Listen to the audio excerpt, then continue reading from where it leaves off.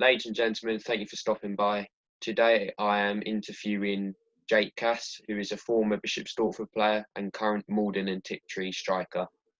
So Jake, what are your thoughts on this season and your team's performances? Um, Obviously, I came a bit late to the party because I was injured. So I only actually played about 8 or 9 games. I only saw the team play about 9 or 10. But we were flying, obviously top of our league, doing really, really well. And I've no doubt that we would have won our league at a canter. So yeah, just obviously very unfortunate that we didn't get to finish the campaign.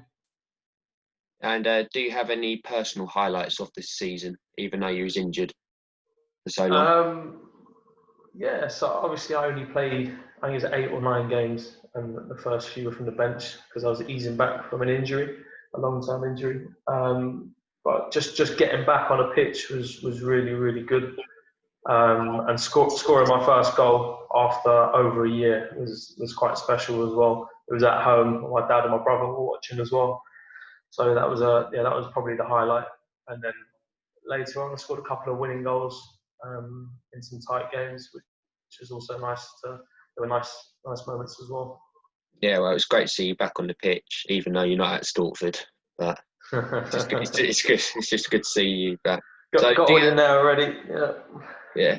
Well, hopefully Sam will stick around for next season. You never know; he could be back. Yeah. So do you have any pre-match routines before a game or training? Training, no. Before the pre-match routine, just sort of getting the changing room. I like to go out for a walk on the pitch if it's not hammering it down. So I go out, have a walk on the pitch, just sort of have a little chat with the boys, go back in the changing room and be nice and relaxed. And then I like to sort of be ready relatively early, so I'm not sort of getting changed during the team talk or anything like that. And then I like to go out for the warm up just a little bit later than the other boys, if possible. And then yeah, just get my head on the game. Really, no sort of superstitions like left shin pad first or any of that nonsense. But yeah, just get my head on the game, get focused, and then the closer it gets to kick off, just start, really trying to sort of motivate myself and other people as well. Well, that's fair enough. It sounds like you've got a structured plan wherever it can be placed.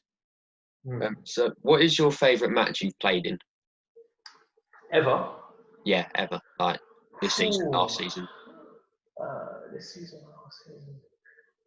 I'll pick, because obviously I didn't play too much this season, and because obviously you're a Stortford fan, I'll give you a game from last season, which was away at Tonbridge Angels. I think it was the last game I played before I left the club. And we went to Tonbridge Angels. We were in a little bit of poor run of form ourselves. Obviously, the old management had just left, Steve had taken over, and we went there. They were top of the league, unbeaten, and we beat them 3-2 with 10 men as well, which was a brilliant result. And John Turner had just passed away that week, so it was sort of nice to get the win for JT as well. That was a massive win. I scored 2, which obviously makes it memorable for me. But yeah, that was a great team performance, good bunch of lads. I enjoyed that one. It was a great game to be involved in. Yeah, I watched it a couple of days ago when I was just looking through some of the highlights of last season. I saw that, and it was quite a big victory as well, because that sort of started the winning streak we went on for so long. Exactly. Yeah, exactly. And also going down to 10 men as well. You could see we were then struggling towards the end, like any team would, but we held on to it anyway. Yeah, cheers, John Bill. Yeah. Good 3-pointer. Exactly, massive at the time. So who inspired you to become a footballer? Inspired me to play football. Probably just my old man, really. I mean, I was always football crazy from as early as I can remember. And my old man used to always play football with me. So probably my dad. My dad's always been there to support me, comes and watches me all the time as well. So yeah, he never sort of told me to play football or anything like that, but was always very supportive. And put in many miles of driving to go where I needed to be when I was a kid. But yeah, probably my old man, probably my dad. Yeah, well, family is quite a big thing in football. whether it's passed down through generations or just going to watch them at a match. Yeah, agreed. So what mentioned you've played at Stortford and Malden and Tiptree, but what other clubs have you played at? So before Bishop Stortford, the season before, I was at a team called Chalfont St Peter, who play in Step 4. It's not a big club, but I scored a few goals for them. Got my move to Stortford.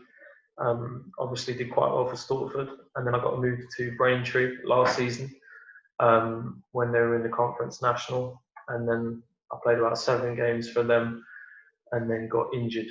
So I was then out for a year, and then I only just came back this season, and obviously I signed for Malden, which is a step below Stortford, obviously, but yeah, I went there for certain reasons. But they're the sort of the clubs I played for recently.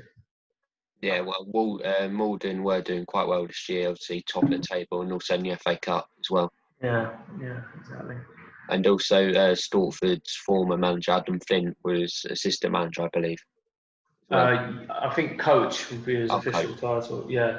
So Paul Abraham's assistant manager. And then But Flint is a big part of it down there. yeah, because Adam was the one who brought you into Stortford as well. Yeah, very true. Yeah. Very true. So how have you found lockdown and the lack of live football? Yeah, it's tough for everybody.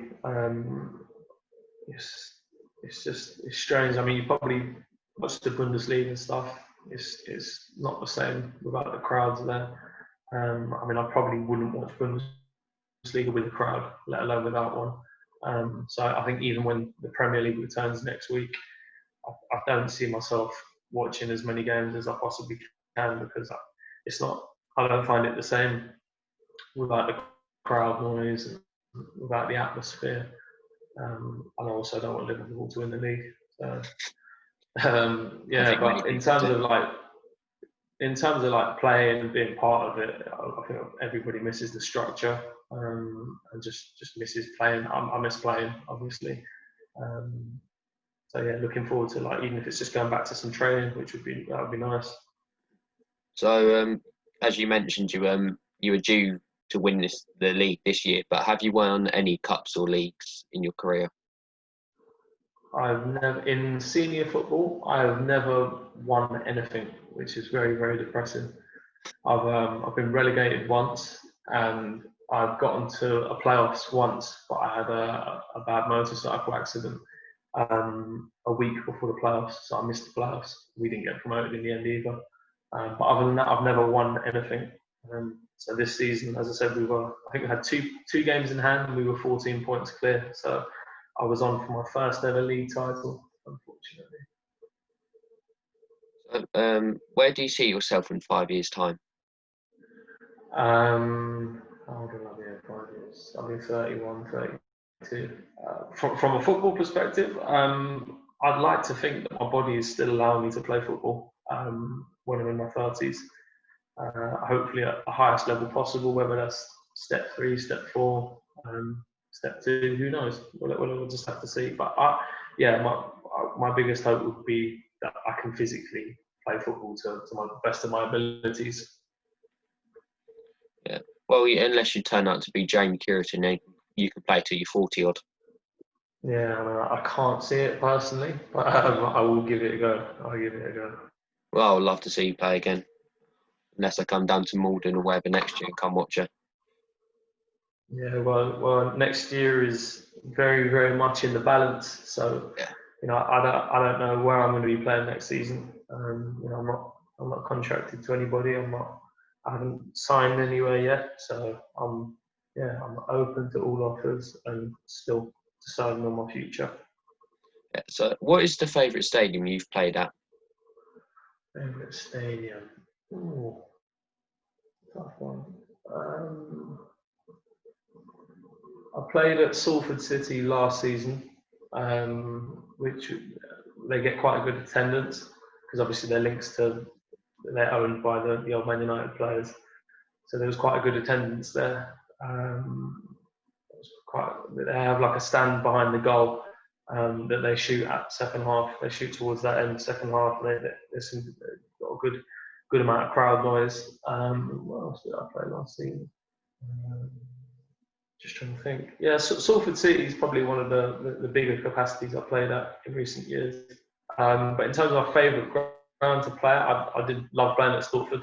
Um, it was definitely one of my more enjoyable stadiums to play at.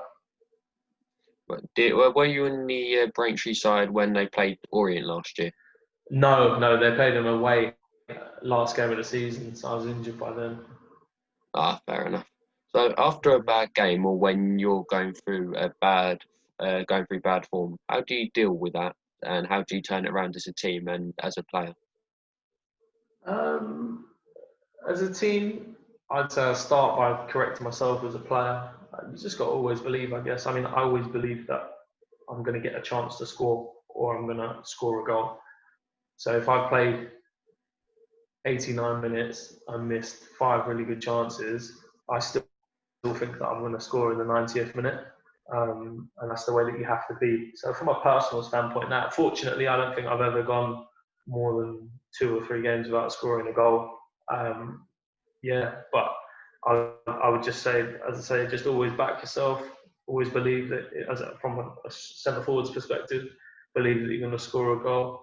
And yeah, if you have that mindset and you do score that goal, then obviously, hopefully, the team follows suit. Yeah. Well, so obviously you've been at quite a few clubs, but who's the funniest player you've ever played with? Funniest player I've ever played with. I think Sam's got to be up there, not just because he's my best mate, but just because he's a total wrong. Yeah, that sounds pretty funny. Yeah, I think Sam gets a good vote. That's for sure. He represents himself pretty well in that category. Yeah, I mean I've had a few laughs with Sam as well, and he's also Yeah, very supportive as well. So it's just funny to yeah have a joke with him. he's a good lad. He's a great teammate. He's a good teammate. I mean I haven't played with him, obviously because I can't exactly play yet, but it's a good friend to have and very supportive as well. Yeah, good, good. So, do you have any words of advice for youth players on how to improve and how to keep that mentality going throughout the lockdown or throughout summer breaks? Yeah, you just gotta just sort of stay focused on not get too down, especially during lockdown. You can't get too down. You just got to embrace the situation. The fact is, no one can do anything. No one can play football, and it's difficult without a structure and it's difficult without a date to be back playing. But just keep yourself ticking over. Keep fit. Um, don't just sit around doing nothing because you've got to keep yourself fit and keep your mind healthy as well. So even if it's just a jog every other day, if you download one of the running apps, so you can sort of track how long you're running and try and beat your time and that kind of thing, that adds a competitive element to it. And yeah, just be ready when football comes back, basically. And then when it does come back, just let's say always believe in yourself. If you know you're good enough, then believe in yourself, try your hardest, and yeah, just keep plugging away, basically. Yeah, well, thank you for your time today, Jake, and enjoy. Hope you have a good day and enjoy the rest of your time off. Top man. Cheers, Noah. Top See you man. later, Jake.